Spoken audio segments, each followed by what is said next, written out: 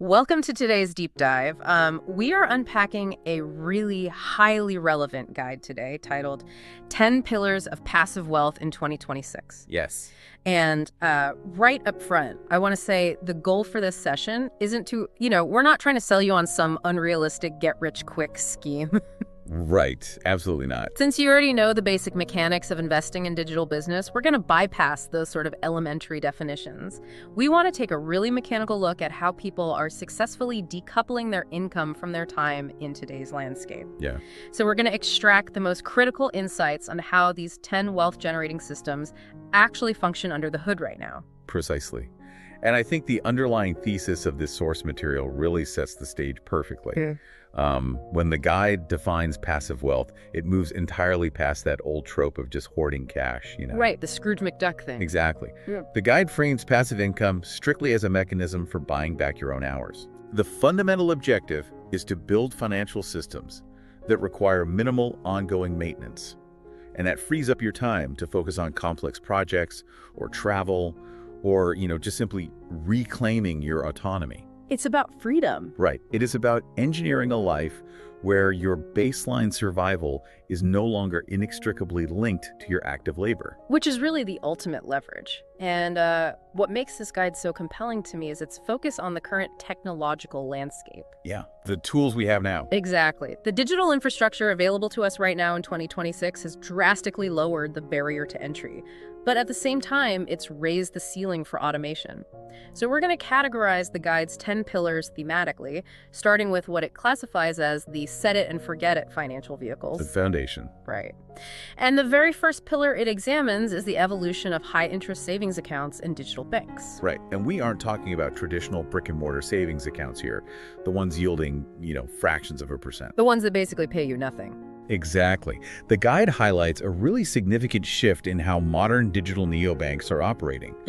Because they have eliminated physical overhead, no branches, no massive physical staffing, they're utilizing algorithmic yield farming on the back end. Which is fascinating. It is. They automatically sweep your uninvested cash into various short-term, high-yield instruments across global markets. So they are capturing these micro-arbitrage opportunities and pressing a surprisingly robust yield back to you, the consumer. I see the appeal of that zero-effort approach, definitely. But I have to play devil's advocate here for a second. Go for it. Aren't those high yields incredibly vulnerable to central bank rate fluctuations? Does the author address what to do when macroeconomic policy shifts and those rates inevitably drop? That's the big question. Because parking cash in a digital bank, it feels like a short-term play, not really a permanent pillar of wealth. That is an excellent point, and the text actually addresses it directly. The guide absolutely concedes that digital banking yields are highly sensitive to macro policy. Okay. It advises treating this first pillar not as your primary growth engine, but more as a dynamic treasury management strategy. I like that framing. Right. It's a secure, liquid foundation where your emergency funds and capital reserves sit. It actively fights inflation while you deploy other, more aggressive strategies. Okay, let's unpack this a little further and look at those more aggressive strategies.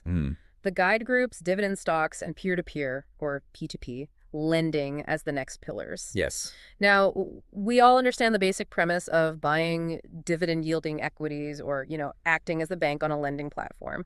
But what really stood out to me was the guide's technical warning about the current market climate, specifically regarding dividend traps. Yes, that section is crucial.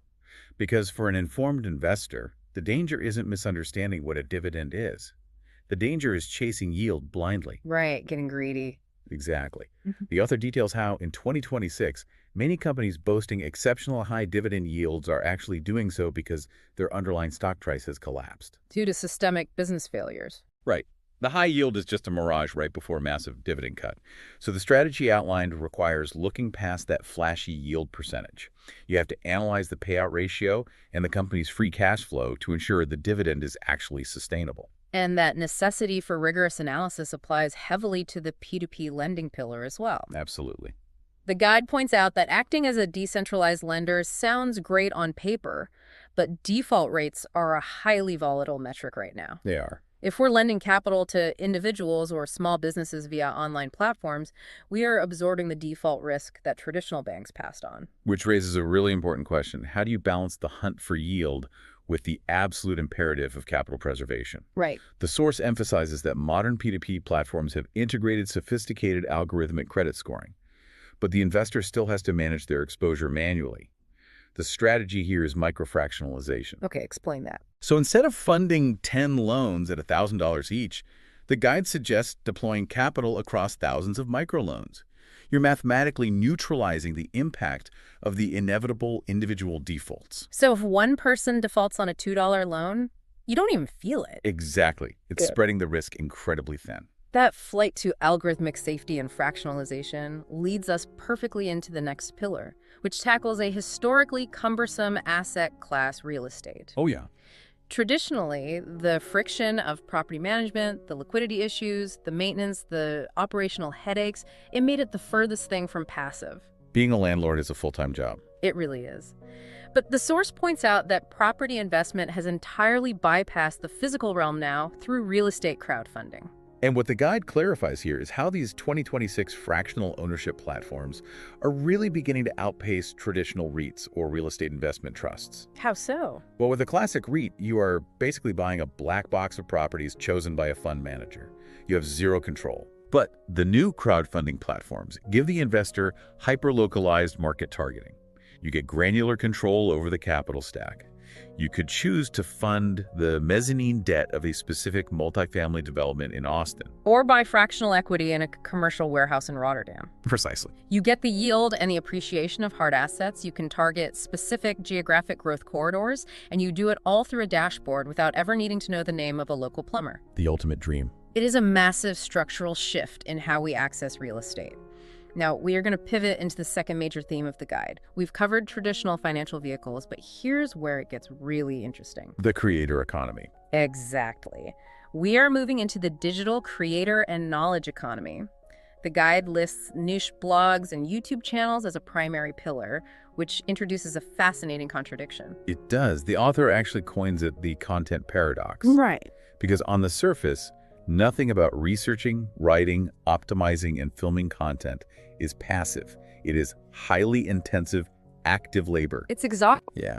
However, the guide requires us to look at the life cycle of the digital asset rather than just the creation phase. Right, because the active effort is totally front-loaded. You are essentially building a digital machine. Yes. The guide details how a highly targeted, SEO-optimized article or a deeply researched evergreen video transitions from an active project into a permanent piece of digital real estate. Once it's indexed by search algorithms, that asset can capture organic traffic for years. And that traffic is the engine for the monetization layer. Right. As long as the algorithm serves that content to new users, the initial upfront labor continuously generates programmatic ad revenue, affiliate conversions, and brand sponsorships. The moat you are building isn't just the content itself, it's the compounding authority of the domain or channel over time. Which integrates seamlessly with the next pillar, monetizing knowledge through ebooks and online courses. Got knowledge. We all have something. Exactly. If you have deep, specialized knowledge, whether that's advanced Python scripting, architectural rendering, or even specialized negotiation tactics, you package it. But the guide doesn't focus on the content creation itself. It focuses on the back-end delivery mechanics. Because that is where the passivity actually lives. We have moved entirely past the era of managing inventory or handling manual digital fulfillment. No more emailing PDFs to buyers. Exactly. The guide highlights how integrating your digital products with platforms like Stripe, Amazon KDP, or specialized learning management systems like Teachable or Udemy creates a frictionless, automated backend. They handle the point of sale, the global tax compliance, the currency conversion. All the boring stuff. Right, and the instantaneous delivery of the asset via API. Your system operates on autopilot, converting traffic into revenue globally 24/7. Selling on autopilot is really the ultimate realization of decoupling time from income. But the guide takes this concept of digital assets a step further when it discusses visual assets, and specifically AI-generated art. Okay, I have to admit, I read this section with a healthy dose of skepticism. I think a lot of people do. Because the concept is that you upload stock photography or digital designs to marketplaces and earn royalties per download. But in 2026, isn't the AI art marketplace already completely saturated? It feels like it. I mean, anyone can type a prompt into an image generator. How does the guide suggest a creator actually break through the algorithmic noise when the supply of digital art is essentially infinite. What's fascinating here is that the author anticipates exactly that critique. The guide argues that the value is no longer in generating a generic image. Right. The value is in hyper-specific workflows and programmatic generation targeting micro-niches. It isn't about generating a picture of a generic landscape. It's about utilizing AI to generate thousands of variations of very specific UI/UX elements. Or highly specialized architectural textures. Exactly, and dominating a tiny, high-demand search query within those marketplaces. So it's basically an SEO game played with visual assets. That's exactly what it is. You're finding the obscure search terms that professional designers are actually looking for and flooding that specific niche with high-quality AI-generated options. That makes total sense. Yeah. It scales an individual's design capabilities infinitely, limited only by their ability to engineer targeted prompts and automate the upload process. Precisely. It shifts the creator from being an artist to being a data-driven digital publisher. That structural shift leads us into the third major section of our deep dive, automated e-commerce engines. A huge topic right now. We are talking about running global retail operations without ever touching physical inventory. The guide breaks this down into print-on-demand, drop shipping, and affiliate marketing. Now, I remember looking into print-on-demand years ago. Oh, yeah. Yeah, I had this idea for a line of niche athletic apparel. And I ended up spending weeks just agonizing over shipping logistics, minimum order quantities, and warehousing instead of actually designing the product. That is the exact friction point this pillar eliminates today. The mechanics of print-on-demand in 2026 mean that a third-party facility integrates directly with your digital storefront. Seamlessly. Yes. When a transaction clears, their system automatically prints the asset, packages it, and ships it with your branding. But the guide emphasizes that because the logistics are now commoditized, your only competitive advantage is, again, niche targeting. Right. You don't compete on shipping times anymore. You compete on community understanding. You target a hyper-specific subculture and provide designs that resonate deeply with them. And this concept scales even further with drop shipping, which applies that zero-touch inventory model to virtually any physical product. The technical evolution of drop shipping is what the guide really focuses on here.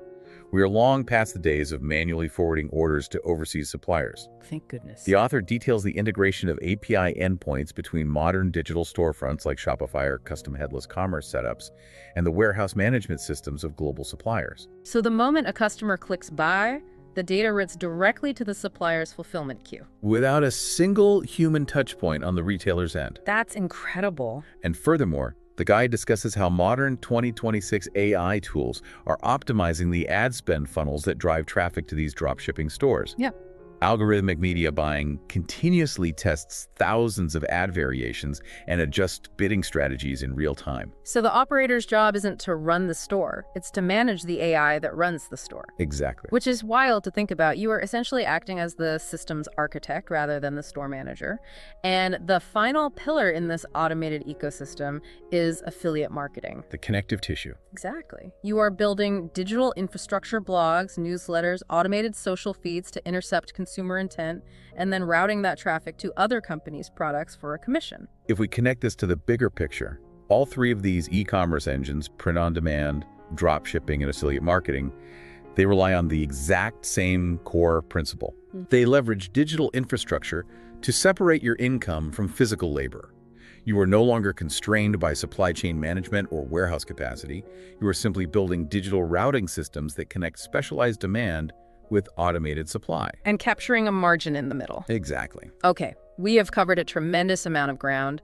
We've analyzed the algorithmic yield of digital banks, the risk profiles of dividend traps and P2P lending, the control of real estate crowdfunding, the long-tail assets of the content paradox, automated knowledge delivery, programmatic AI art, and the API-driven world of zero-touch e-commerce. Yes, it is a really comprehensive ecosystem. It really is. Yeah. So what does this all mean for you? If you are listening and analyzing this guide, wondering how to practically apply these frameworks without succumbing to total information overload, the author provides a beginner's playbook. The execution phase. Right. It is essentially 4 golden rules for implementation, and they deal heavily with the friction of execution.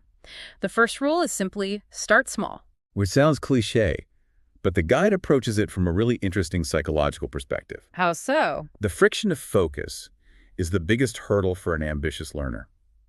The temptation is to simultaneously build an automated dropshipping store, launch a targeted niche blog, and optimize a dividend portfolio all at once. Which is a recipe for burnout. Completely.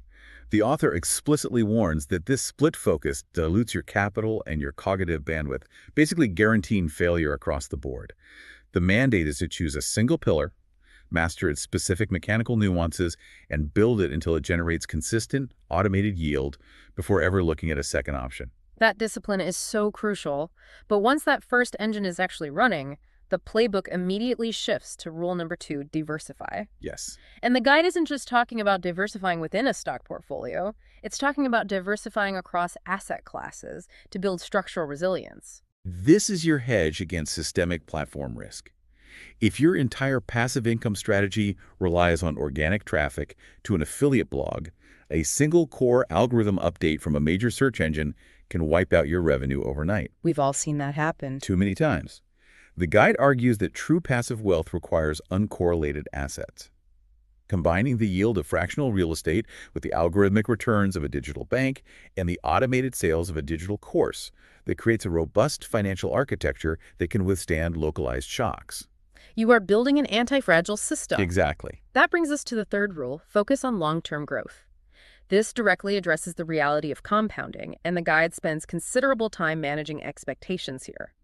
Building these digital moats is really an exercise in delayed gratification. The author provides a very clear mathematical reality check. An SEO-optimized digital asset might take 8 to 12 months to properly index and capture mature search volume. Right. A dividend reinvestment program requires years of compounding to create meaningful cash flow. The architecture of passive wealth is back-heavy. It takes time to spin the flywheel. It does. The massive upfront effort might only yield incremental returns initially, but as the digital assets mature and the interest compounds, the growth curve goes parabolic. The real friction point here is maintaining consistency during those initial months of low yield. Patience is the ultimate filter. If you can survive the build phase, the compounding phase does the heavy lifting for you. And finally, the fourth golden rule in the playbook, keep learning. Always. The technological landscape we've discussed today, API integrations, AI ad optimization, algorithmic yield farming, it is moving at breakneck speed. The systems that work today will inevitably degrade as markets adapt and algorithms evolve. The source emphasizes that the most valuable asset you have isn't any single digital property. It's your mindset. It is your capacity to continuously absorb new frameworks and adapt your automated systems to the shifting terrain. Stay agile, stay curious. As we wrap up this session, we have really dissected the mechanics of modern wealth generation. We've moved past the basic idea of making money while you sleep and looked at the actual digital routing, algorithmic tools, and risk management required to decouple your time from your financial survival. It's a whole new paradigm. It really is. So I want to pose the question to you, of the systems we explored today, which specific mechanism sparked your curiosity the most? Which framework do you want to dig into and potentially integrate into your own strategy? And as you analyze which of these architectures makes the most sense for your specific skill set, I want to leave you with a final thought to mull over. Please do. The entire premise of our source material today is utilizing passive wealth to buy back your time, freeing yourself from the necessity of active labor so you can focus on what truly matters to you. Right. But let's follow that logic to its absolute conclusion. If you successfully engineer these systems and you completely sever the link between your time and your survival, how does that fundamentally alter your personal identity? Oh, wow. We operate in a society that almost exclusively defines us by our professions, by our economic output. If you achieve total financial autonomy and the concept of working to survive evaporates, it won't just reorganize your bank account. It might force you to confront a much heavier question. When your time is finally entirely your own, how will you redefine your life's ultimate purpose? That is a profound paradigm shift to consider. The architecture of wealth is really just the architecture of freedom, and freedom comes with its own set of existential questions. Thank you for joining us for this deep dive. We thoroughly enjoyed analyzing these mechanics and sharing these insights with you. Until next time, keep optimizing, keep learning, and we will catch you on the next deep dive.